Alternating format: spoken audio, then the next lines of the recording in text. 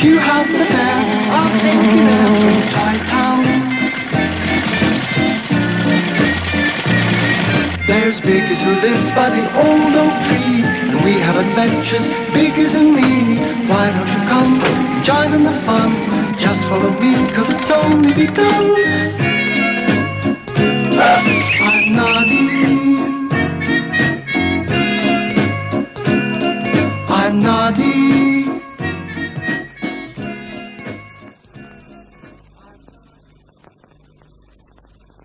Noddy looked with satisfaction at his breakfast.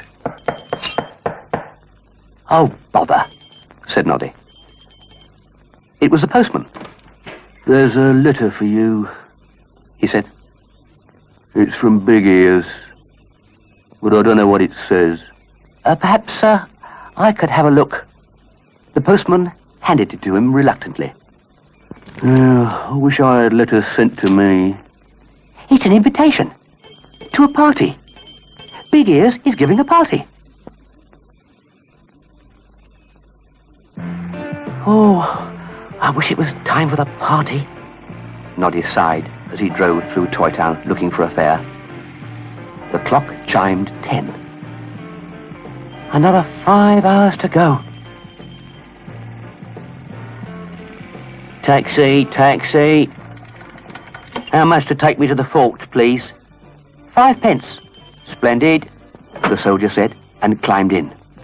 At least, he tried to climb in, but with his shopping, and his gun, and his large hat, there wasn't much room.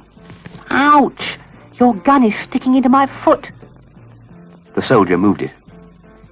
"Oh, now it's hurting my neck." "Not a very big car," the soldier grumbled, and laid the gun across his knee.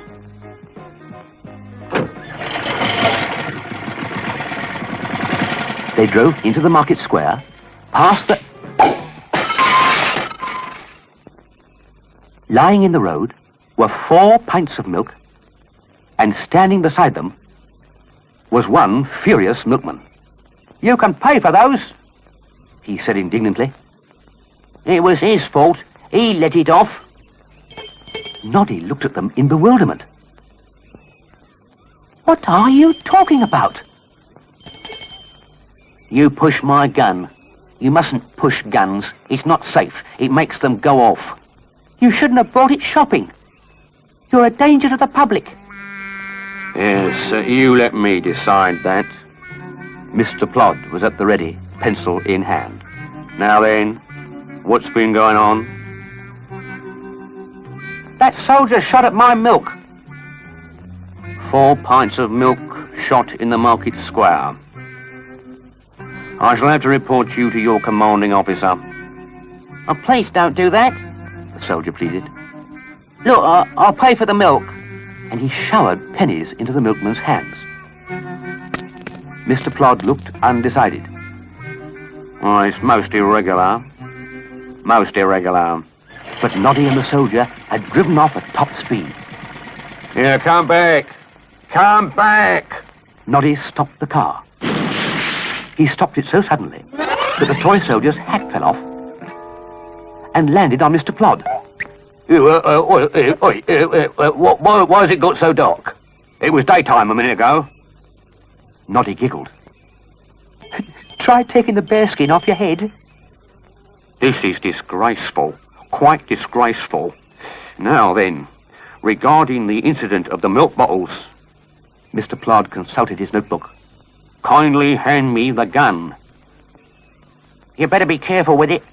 "I know how to handle a gun." "I told you to be careful." "Well, I shall not fail to report this." Mr. Plod picked up the gun.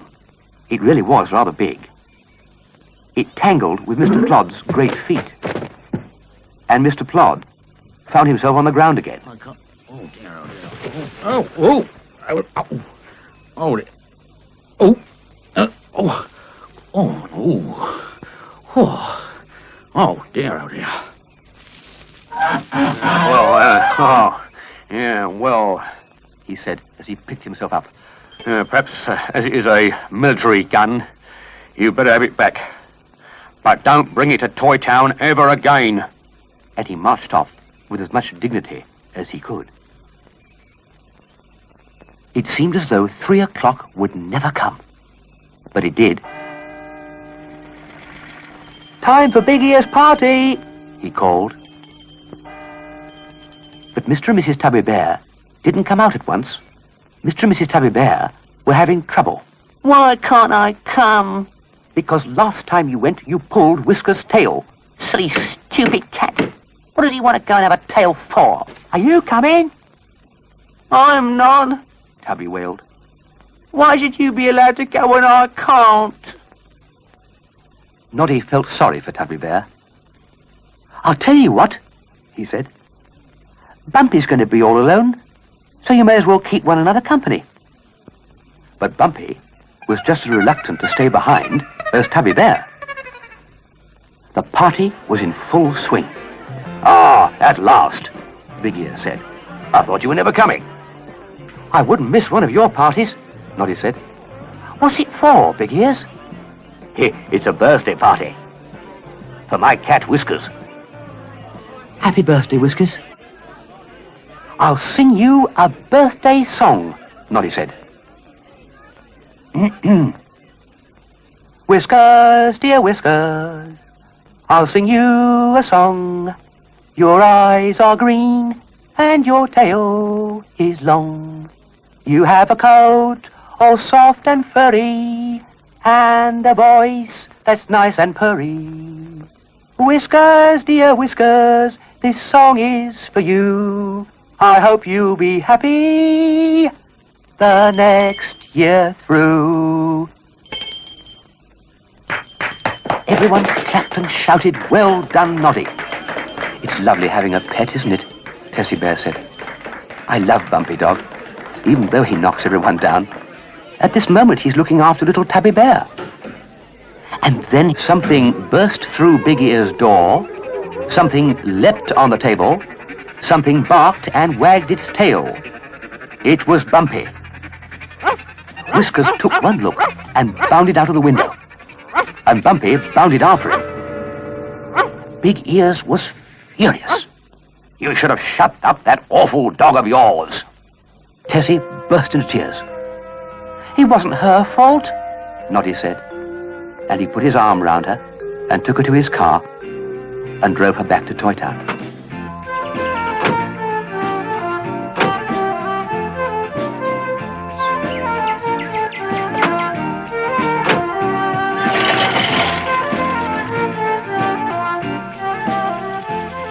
That evening, Noddy went to help Big Ears clear up the mess, but there was no one there. All that remained of the party was a notice on Big Ear's door.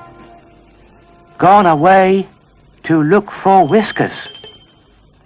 "Oh, I better go and help him," Noddy thought. "I wonder which way he's gone." Are you looking for Big Ears?" A small rabbit had popped up from the undergrowth. "He's gone that way." And he pointed north. "Thank you," Noddy said.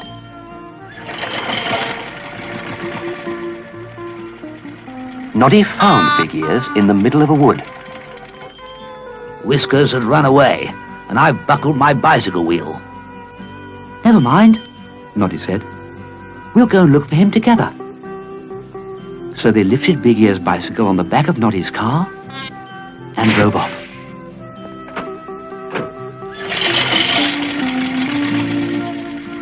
The first person they met was a very smart toy cat. "Oh, yes, I've seen him," she said, when they asked after Whiskers. "It isn't very often you see a cat on 4 paws these days. We always walk on 2. Very nice," said Big Ears. "But where is Whiskers?" He's with Wiley the wizard."